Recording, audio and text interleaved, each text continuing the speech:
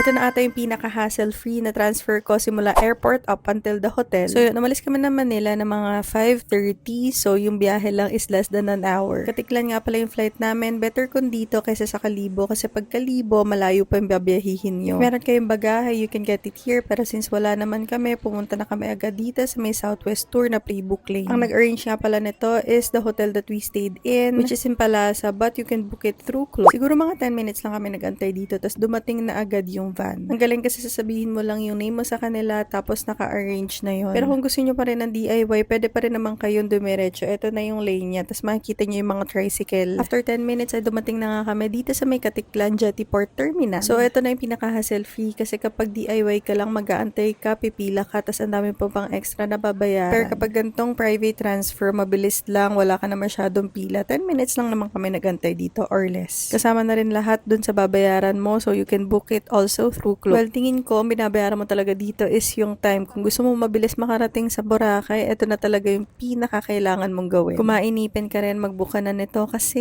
nga kapag hindi, ang tagal na aantayin mo dun sa may Katiklan Jettyport. Yung mga araw kasi talaga na ang tagal. Anyways, after 6 minutes, dumating na kami dito sa may Cagban Port, tapos sumakay na kami dito sa may van. Ito na yung magdadala sa amin up until the hotel. Sobrang nakaka-happy kasi hindi ako na-stress, hindi ako natagtag, hindi ako nainitan kasi dire-diretso nga yung biyahe. May mga kasabay pa rin naman kami sa van, kaya ang daming stopover. Siguro mga 3 stopover yun nangyari or 4. Biyahe namin dito is siguro mga 1 hour and 10 minutes lang. And that's it. Dumating na kami dito sa may Bulabog Beach, sa may Palasa Private Residence. Meron nga rin pala akong separate video for Palasa Residence.